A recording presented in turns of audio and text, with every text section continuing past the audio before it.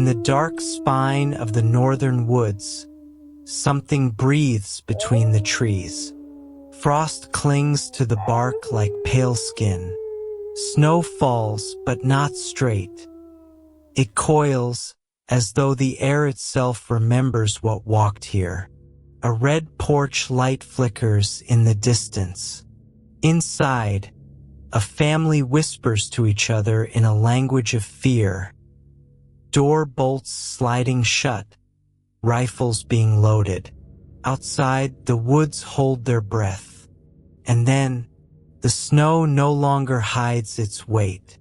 The window fogs from the inside, from the family's breathing, and from something else pressing gently against the glass. The file begins here on the 7th night, when silence was the loudest sound left in the valley. We, the archivists of NightHowl, have retrieved this account from a sealed police log dated February 2011, intercepted under lunar clearance. It was never meant to surface. The statements were scrubbed, the names changed, the photographs reclassified under agricultural interference. But paper bleeds memory, and the snow still keeps tracks no light can erase. We are not storytellers. We are witnesses bound by record, servants of what refuses to stay forgotten. Tonight, we unseal Candid File 47B, the Redwood Valley Siege. If you are new to the archives, step quietly. Candlelight favors those who listen. Prepare yourself, listener. The snow will begin again soon. The house stood beside the frozen band of a creek, a single-story home the color of forgotten bone. Inside were 4 survivors of daylight: Jonathan Calhoun, his wife Elise, their teenage son Mark, and Jonathan's father, Harold, a retired deputy whose silence carried the weight of buried gunshots. The snow came early that year. By dusk, the glass was opaque with frost, and reflection doubled everything. The firelight, the faces, the fear they still didn't name. Elise recalled the beginning as simple trespass.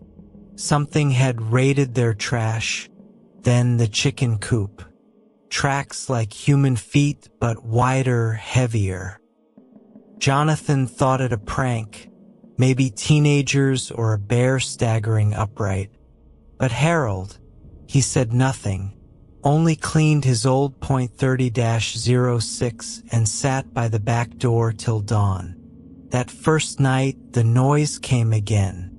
Heavy movements circling, breaking branches, pacing just beyond sight line.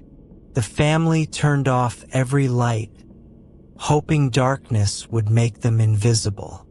But what they forgot is that darkness is not blind. It is a mirror turned toward the living.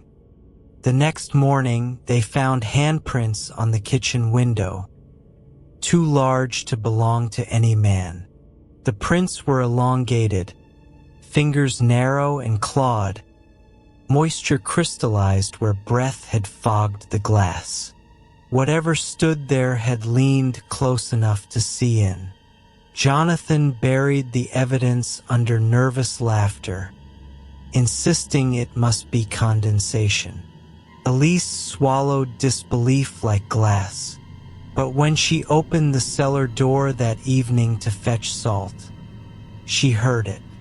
Not footsteps, not animal, just the slow inhale of something rehearsing how to breathe like them. She slammed the door, locked it twice, and screamed for her husband. Harold descended instead, his flashlight cutting across the darkness below. He found claw marks raked across the cement floor, as if something had tried to dig through from beneath. The sheriff's office sent a deputy that night. The official report says only no evidence of intruder, but the tape recovered later, buried in the archive's encrypted vault, records the following exchange through a body mic. Deputy Cross: "Mr. Calhoun, how long have you heard it?" Harold: "Since the first snow. Same week the coyotes stopped." Deputy Cross: "Stop what?" Harold: "Howling." Outside, the trees creaked as though leaning toward the house. The creek froze in a single night, sealing over with ice so thick it mirrored the stars. And among those stars something moved, reflected movement not of sky, but of eyes watching from the timberline. Throughout that second night, the power dipped 3 times. Each blackout felt precisely timed to their fear. Mark hid in his room, recording videos on his phone, whispering, "If someone finds this, check the roof. That's where it walks." At 2:43 a.m., Elise caught a scent: wet fur, copper, and soil. Then the roof cracked under weight. Each step above them was deliberate, testing the wood, circling directly over their heads. Harold raised his rifle toward the ceiling. Jonathan counted under his breath. But when the last step stopped, above the living room, something pressed its claws through the plaster. Fine dust rained over them like gray snow. Then stillness. The weight withdrew. The family waited motionless for dawn. In the morning, there were no tracks, no scratches visible outside, only the faint stench of ozone and something that lingered in the walls, wrought warm enough to feel alive. We have corroborated the Calhoun account through police dispatch logs, a missing deputy report, and digital residue preserved from Mark's abandoned phone. Every recording ends with identical interference, a split-tone frequency matching bioacoustic data unknown to local fauna. The pattern repeats 7 nights. Each night, the creature grew bolder. Each night, the house believed less in its own walls. By the 3rd night, the Calhouns had begun to hear the woods differently, like a lung drawing thin breaths around their small home. Jonathan attempted to reclaim normalcy, chopping firewood at dusk. He told himself the sound of splitting pine would chase away imagination. But when the axe struck, the echo returned hollow, as if the forest swallowed the noise halfway. He paused, listening. A mirror echo answered him, not delayed, not distorted, identical. Each swing repeated again and again from somewhere deeper in the woods. He dropped the axe and stepped back, staring between trees that seemed too still for wind. The echo ceased the moment he turned toward it. Inside, Elise saw him freeze beside the woodpile through frosted glass. She remembers thinking, he looks smaller, like the world shrank him. When he came back in, his knuckles were bleeding, though there was no wound. Only abrasions shaped like long fingers pressed across his skin. That night, the dogs from the neighboring farm began barking into the valley. One by one, the barks cut out mid-yelp, as if something silenced them mid-breath. The Calhouns counted 9 dogs, then silence. Mark filmed from the attic vent, his camera pointed toward the frozen creek. In the recording, still encrypted within our repository, you can see it. A reflection moves across the ice, upright, pacing the opposite bank. The body's build, massive, shoulders heavier than a bear's, tapering into a silhouette with proportionate arms that end wrong. The head shaped too long in the snout, and eyes that shine not red but mercury. Mark zoomed. The reflection stops and looks up directly into the lens. The boy screams, drops the phone. A crash, running footsteps, then static swallowing every sound. When Elise found him, he was half conscious, muttering, "It was under the ice. It was looking up at me." The fourth night marked the first time the family tried to flee. Jonathan loaded the truck before sunset. Luggage, blankets, rifle. He turned the ignition. Nothing. Fuse intact. Battery full.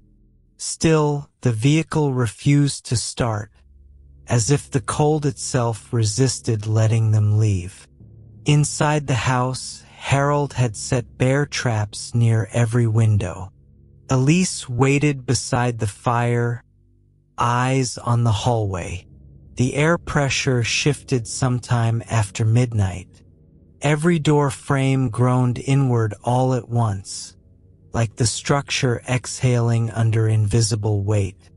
Harold saw it first. A shadow standing between porch pillars, taller than the door frame, its shape trembling only when flame flickered. He raised his rifle and fired once through the glass. The sound fractured the world. The bullet struck something that howled like a freight train made of lungs. But it did not retreat. The howl modulated, rising, splitting, echoing from every direction at once. 3 voices, then 5, then too many to count. The snow outside rippled with footprints, hundreds, appearing fresh where nothing stood. The pack had arrived. Jonathan shouted for everyone to head toward the basement. Mark clutched the camera. The last frame before darkness captures a single hand, elongated, jointed too many times, pressing through the shattered window, curling around the sill. Basement footage ends here. The power cut, the last candle snuffed by movement unseen yet felt against their skin. The final note in Elise's handheld journal reads simply, "It's laughing now, but it hasn't got a mouth." From here the trail dissolves into fragments. Radio frequencies, faint emergency transmissions, a static layer trailing beyond any human spectrum. But we at NightHowl recognize the pattern. The pack procession, an event linked to 17 similar disappearances north of the 45th parallel. Each follows identical sequence: markings, mimicry, territorial confinement, blackout. The Calhoun file continues for 3 more nights, and those are the hours when the house no longer contained only the living.